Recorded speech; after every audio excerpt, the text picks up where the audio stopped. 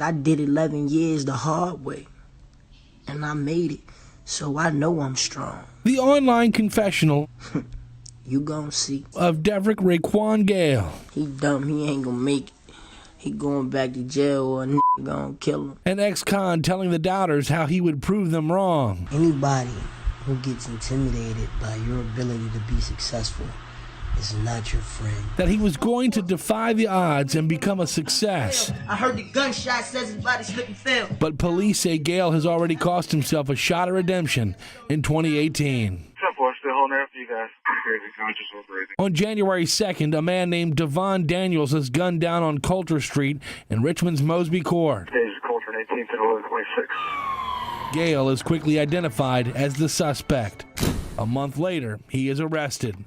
In the days that follow, we learn that Gale has a lengthy criminal record and had recently been released from federal prison. Some will say this is just another example of a violent criminal being given multiple chances to turn his life around and failing each time. Others will view it as an indictment of society where jobs and prospects are so scarce for felons that they often have no choice but to return to a life of crime. Man, I honestly feel like I'm gonna be successful. But this we know for a fact. Man, I feel it in my gut. Despite his optimistic tone on social media, Gale saw himself as a threat to society, and society has viewed him as a menace since he was just a boy. Known to his friends and family as Quan, Gale was just a high school student when his life of crime began. It was Thanksgiving, November 25th, 2004, when the 16-year-old would sit behind bars eating Thanksgiving dinner. He had been arrested for shooting into a Richmond home. Gale was later convicted, but most of his 10-year sentence was suspended, so within a few months he was back on the streets. Then in October of 2005, he would find himself on the wrong side of the law again, arrested for assaulting a police officer in Chesterfield's Meadowbrook High School. That case ended with another conviction, and though it only came with a 1.5-year prison sentence, it would be a long time before Gale would once again walk as a free man. On August 1st, 2006, a federal grand jury indicted him on one count of possession of a firearm by a convicted felon. Gale entered into a plea agreement with prosecutors and was sentenced to nearly 6 years in prison. And since he had violated the terms of his probation in Richmond, more time would be added on, and Gale would have to spend the next decade behind bars. But there was something else ordered by the judge. Upon his release, Gale would be required to participate in a mental health program to include anger management. Fast forward 10 years to 2017, Quan Gale is released from federal prison in June and moves into a halfway house. In late September, he moves in with a relative on the city's south side and placed on home confinement. Then on December 1st, he starts serving 3 years of a supervised release. 4 weeks later, a few days after Christmas, Gale is due to show up at a behavioral assessment center off High Oaks Road for a mental health assessment. He never shows up. Police in Richmond are investigating the city's first homicide of the year. Less than a week later is when Richmond police say Gale shot and killed Devon Daniels. Now he's back in jail, charged with conspiracy to commit first-degree murder. And we've learned that 4 years ago, he warned that something like this might happen. While digging through his case file, CBS 6 discovered a letter that Gale sent to Judge Robert Payne in April of 2014 when he had about 3 years left of his sentence. It was a letter written from solitary confinement, where Gale was waiting another disciplinary hearing for fighting with another inmate. According to Gale, it was the 6th such fight he'd been involved with in 2 years. In the letter, Gale tells the judge that he was mentally, physically, emotionally, and spiritually exhausted by his inability to control his anger and aggression. He complained that he was only being treated with an endless list of psych medications, which would keep him in a sedated state of mind but wouldn't treat the cause of his problems. Here we go. And he speculated his behavior could be the result of an abusive childhood, while also worrying that it might be genetic. Gale claims his biological father had been diagnosed as a paranoid schizophrenic. Near the end of his letter, Gale tells the judge that he could offer a monumental argument that he was more a detrimental threat to society at the moment than he was locked up 8 years prior. He closes by requesting that the judge have his prison sentence shortened and then have him committed to an intense inpatient mental health treatment facility. 2 months later, Judge Payne sends Gale and his attorney a reply, writing that he could not grant his requests. because that court no longer had jurisdiction to amend his sentence. So Quan Gale remained in prison, but what could have happened if his letter foreshadowing future violence ended up in different hands? That's next. A lot of anger, a lot of pain, a lot of frustration. Now I'm taken to the clinic like a psych patient. Would Devrick Raquan Gale still be in jail today, accused of murder, if he had been moved from federal prison to a mental facility 4 years ago? We'll never know the answer to that question. But in a state that was shaken to its core by the mass shooting at Virginia Tech, advocates, lawmakers, and law enforcement are constantly talking about the need to identify warning signs. Using our correctional facilities as mental health institutions. That's not the way it should be. Brian Moran is Virginia's Secretary of Public Safety and Homeland Security. 95% of the inmates in our facilities are going back into the community eventually. So it is in all of our best interest to address their needs. While unconnected to this case, Moran talked to CBS 6 about the steps that would be taken if the state were to receive the kind of letter sent by Gale. We would assess that individual immediately and evaluate whether or not there is indeed a mental health disorder.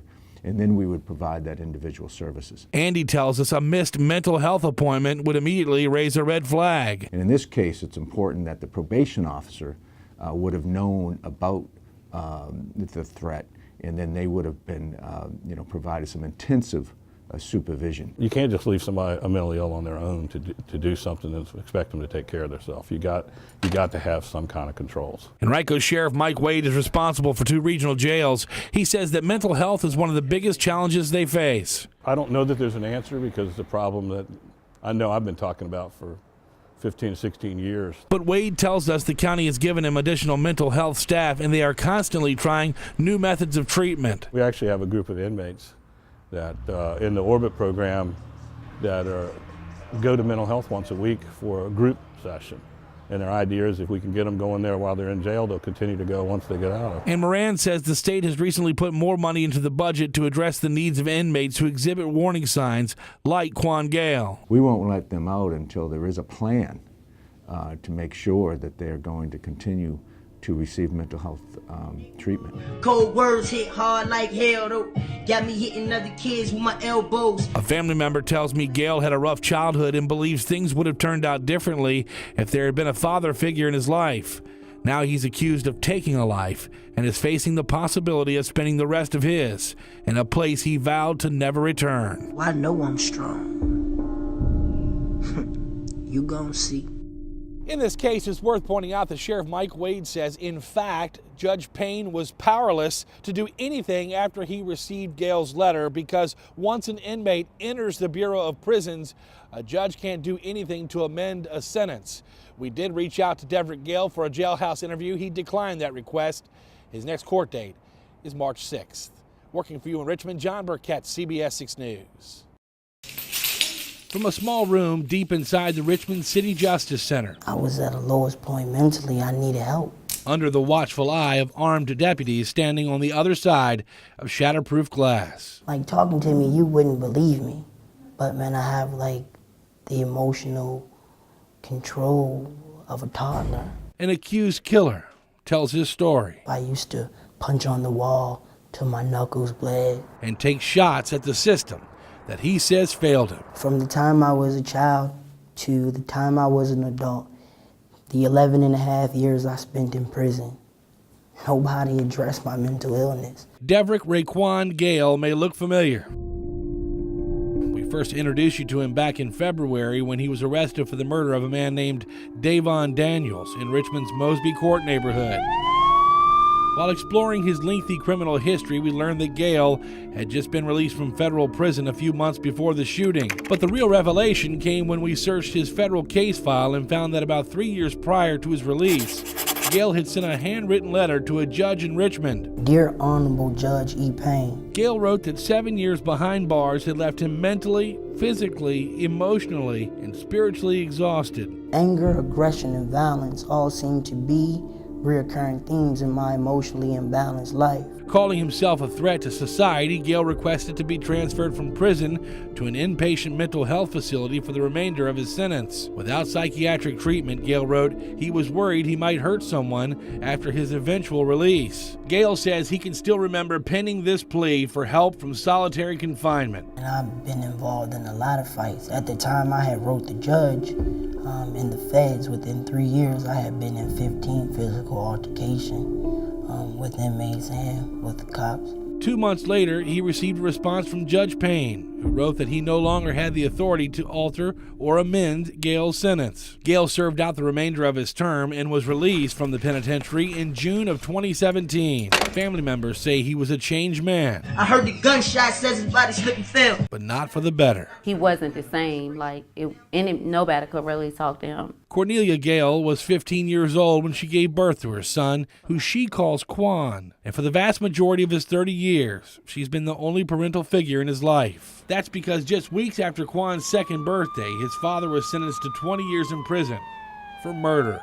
Just 17 years old at the time, Rodney Dominique Whitaker was convicted of shooting and killing his own mother's boyfriend. I tried to go see him and take Quan a couple of times, but he would always deny the visits. For the first few years of his life, Cornelia Gale raised her son in the same Mosby Court housing complex where she had grown up. It was, and still is, one of the city's most dangerous neighborhoods. And Quan Gale says that having a severe skin problem made life there tough. Having kids tease me, beating on me, pushing me down in the grass and stuff like that. I think that's probably where my issues probably started. His mother says she didn't want her son to become another victim of the project, so she moved them to New York. Quan was just in elementary school, but he became more aggressive and began to regularly get into fights with other children and have violent outbursts in the classroom. I never knew how to label it. We just thought he was bad. Eventually, his mother grew so concerned she took Quan back to Central Virginia. My whole thing was always just trying to protect him and keep him out of prison. That's why I moved so much. But as we know, Quan Gale did end up in prison. When he was 18, Quan Gale was sentenced to more than a decade in prison for a federal gun conviction and a probation violation. And during the course of his incarceration, he would have multiple run-ins with other inmates and guards. When I was in the state, I did, from the time I went to Lawrenceville to Red Onion, I would do 24 months in complete isolation. Andy says that time spent in the hole put the nail in his mental coffin. When you first go into isolation, it's so loud. From people banging and kicking on the door and yelling, you can't sleep. And then it becomes a point where you get used to the noise. And then the quietness of solitary confinement just starts to drive you crazy. Which is why Quan Gale says he wrote the letter to the judge believing that serious psychiatric treatment was the only way he could be truly rehabilitated. Otherwise, he feared he would follow in his father's footsteps. When his dad went to prison, he lost his whole mind. People was calling me Dominique gone crazy. Did Quan Gale fall through the cracks of a broken system? Man bleeding, he medics calling ambulance. We know that after he was released from prison last year, he spent several months in a halfway house before moving in with a disabled relative. He says neither situation helped him get ready for life in the real world. In the halfway house, they didn't prepare you for finding a job. They don't have any real resources to help you get your life back on track. And his family was worried. I talked to his PO and told him that Quan was exhibiting behavior that none of us was used to, and a couple of the family members was a little nervous because they say he was paranoid, thinking somebody was going to do something to him. Then in December, Gale missed a court-ordered mental health assessment. It's unknown what kind of red flags that raised at the time, but less than a week later, police say he killed Devon Daniels in Mosby Court, the neighborhood his mother had tried to get him away from all those years ago. It's sometimes you get to a point where you I'm just leaving. I'm not fighting this no more. Cornelia Gale says she did the best she could, but she says our system needs to be better. She says prisons should drastically reduce the usage of solitary confinement as punishment, and she'd like to see better training for the police officers who first respond to mental health calls. Because those situations turn ugly when it should be just a mental health problem of getting a child in the hospital, getting them the help they need, and getting them back home with the right medication. Quan Gale may end up spending the rest of his life behind bars, and if he's convicted of murder, many would argue that's exactly where he deserves to be. While he claims he's innocent, he does admit there were plenty of warning signs, and the writing was on the wall. From the prison to the judicial system, nobody listened to me. It's like they don't care. You see what I'm saying? Once they sentence you, it's over.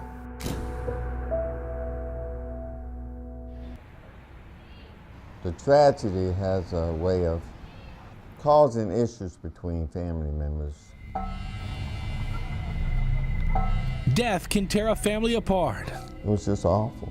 So can mental illness. I hate what's happened to our family. Excuse me. The Ridley family says they've been haunted by one of these things and tormented by the other. We're learning more about a man murdered inside his Dinwiddie home today. On January 11, 2016, detectives were called to Southside Regional Medical Center's ER after a 41-year-old man walked in with stab wounds. But the ensuing conversation would lead police to a home in the rural Carson section of Dinwiddie County. Investigators say that is where they found the body of 59-year-old Dwight Carrington Ridley, a wheelchair-bound man who had been brutally stabbed to death. A short time later, they arrested his nephew, John Darrell Ridley, the man in the hospital. Family members say this wasn't the first time he had hurt a loved one. I should have been more vocal when I was attacked by him. For decades, George Ridley lived next door to his brother Dwight. That guy was, he was something else. He was a person that you never forget him if you met him. He says the two of them, along with 4 other brothers and sisters, were born and raised on this property, part of a vast farm the family has owned for more than 100 years. And they were close. We always told each other we loved each other. And that was one of the last things that he said to me. But George's relationship with his nephew was different. Since he was young, George tells us that Darrell has dealt with emotional demons. He says that for years he tried to help, often taking his nephew on long walks down the country road that bears the family name, putting his arm around him and talking things out.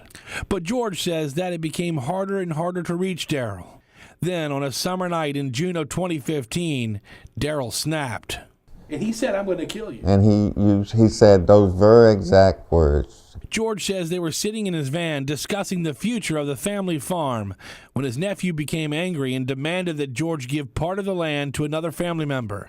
Seconds later, George was on the ground. He's a big guy and he's strong. When he hit me, I thought it was all over. George fought back with everything he had, and he was able to get away, he thinks, because his nephew grew tired. I crawled, I don't know, maybe a couple 100 yards until I could get enough strength to get up. And then I was afraid to stand up because I didn't know where he was. I could hear the van running, the motor, but I didn't know where it was. I didn't know if he was trying to run over me. George made it back home and called police. The next day, Darrell was arrested and later found guilty of assault. In July, he received a 1-year sentence, but all but 10 days were suspended. We never got together after that, and it kind of went downhill. Before the year was over, Darrell Ridley would be arrested again in Sussex County, where he was living at the time. On Christmas Day, he was charged with assault and battery and sexual battery. Since both were misdemeanors, Darrell was released within a few days. He was scheduled to return to court on January 4th, but he never showed up. Approaching him and conversing with him, he's a great guy. Personality, fun, laughing, and then it just seems like some things just spark him and he just snaps. For years, family members and close friends have been worried about Darrell Ridley's increasingly strange and violent behavior. On January 10th, 2016, others became concerned as well. He refused to respect any authority in the church that morning. In the middle of a Sunday service here at the Refuge Temple on Boyden Plank Road, Darrell started acting erratically and interrupting the pastor. He even left his seat and got on stage playing with the church band's drums. Darrell became so disruptive, the police were called. He made a threat to the officers that he was not going nowhere. They had to kill him. But witnesses say Darrell eventually calmed down and was allowed to leave on his own. 24 hours later, investigators say he killed his uncle. And generally the recipients of violence are people that the person knows. It's not strangers.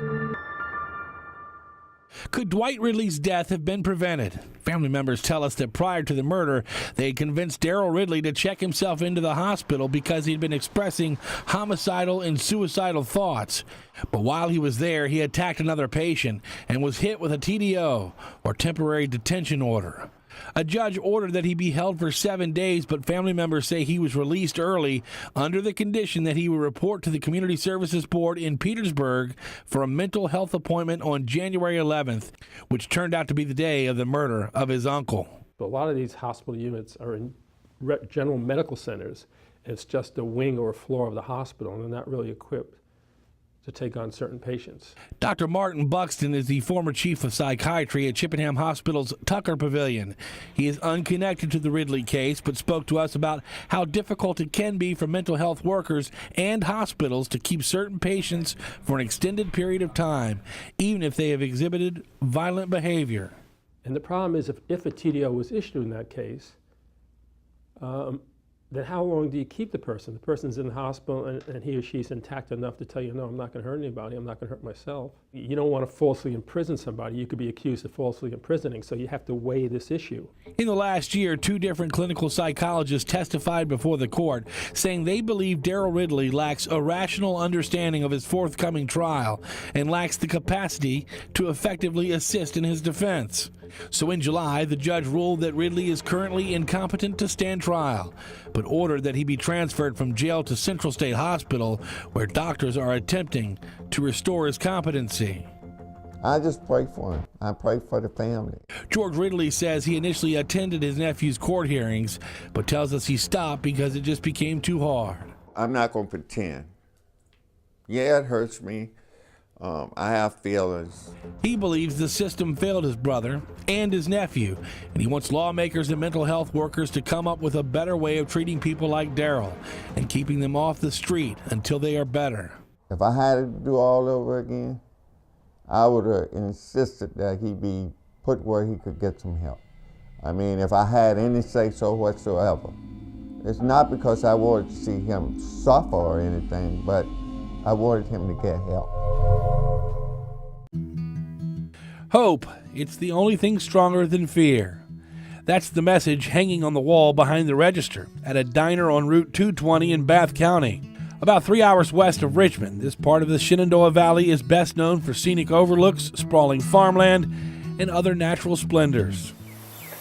It's also home to the picturesque town of Hot Springs. And near the end of Main Street, inside a tiny law office, you'll find a state lawmaker who has devoted his life to fixing a problem that many fear is getting worse. It's something that my eyes have been open to, and something that then crushed me. Life has been a series of what-ifs for Senator Creed Deeds. In 2005, the Democrat ran for Attorney General and lost one of the closest statewide elections in history. To present to you! Then, in 2009, he was defeated in the governor's race. We didn't get the result we wanted today. But almost exactly 4 years later, Deeds would suffer his greatest loss, and it would have nothing to do with politics. On November 19, 2013, he was attacked and repeatedly stabbed inside his home by his own son. A short time later, the 24-year-old Gus Deeds shot and killed himself. In the days that followed, we learned that the younger Deeds had been diagnosed as bipolar, and his behavior had grown increasingly paranoid and delusional. We also learned that just hours before the attack, his father had brought him to a hospital, concerned that he might hurt himself. But when the mental health workers couldn't find a psychiatric bed for him, Gus was released. Creed Deeds says the system failed that night. Ever since, he's been trying to make a better one. You know, it drives me every day. It's one of the reasons I get out of bed in the morning. Just months after his son's death, Deeds formed a commission to examine Virginia's mental health care system and come up with ways to make it more efficient. I was determined when I took this on in 2014 that we not be so crisis-driven, that we try to keep a focus on this and keep a face on the problems. Deeds says that one of the biggest successes of his commission concerns emergency custody orders, which are court-issued mandates that allow police to temporarily detain people in the throes of mental breakdown. Before his son's death, those orders expired after 6 hours if no psychiatric bed could be located. Now it has been increased to 8 hours with the possibility of an additional 4.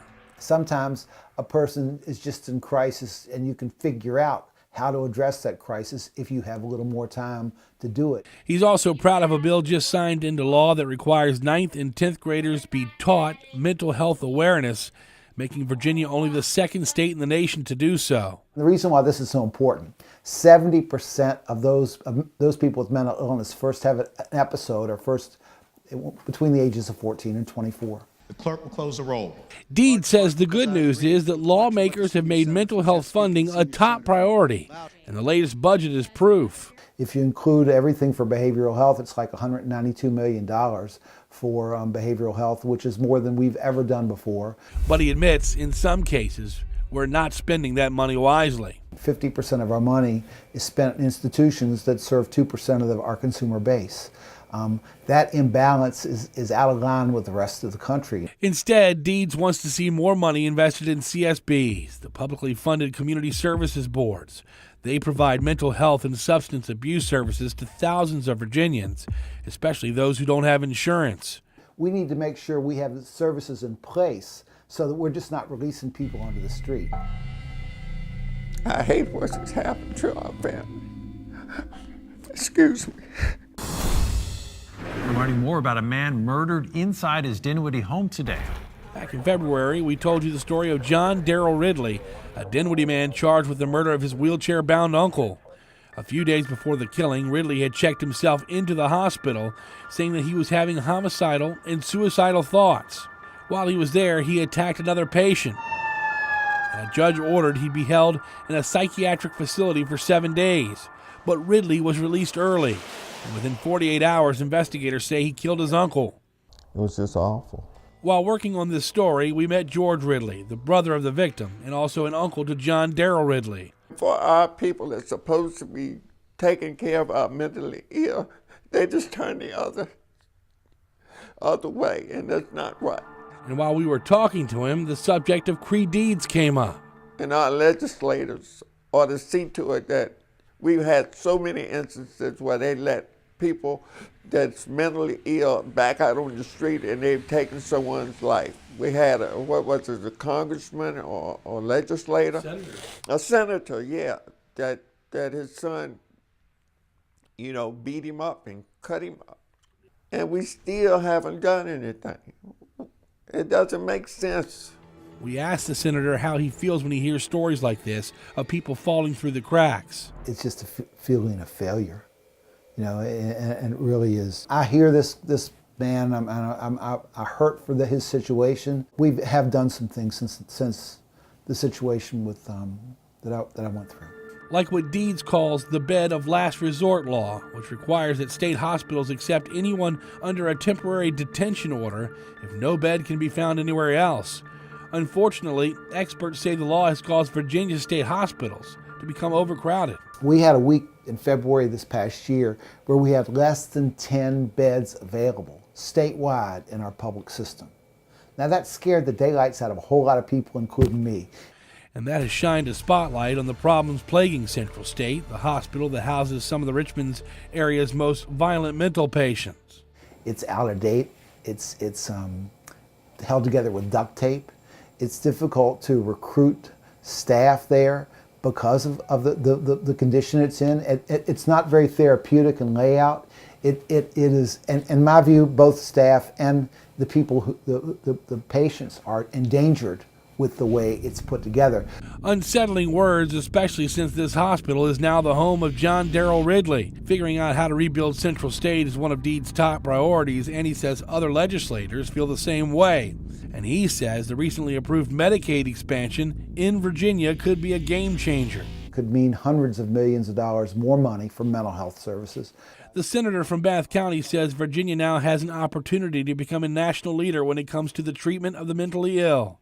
And it's a movement he's willing to be the face of, scars and all. Back in 2014, the surgeons wanted to work on my face, and they had plans, all this, and we did some things, and then they weren't finished. And I said, hold on a second, it might help me be more effective if people can constantly be reminded that I've struggled with some of these issues in a personal way. It certainly motivated me, and it's helped me stay focused on what we have to do.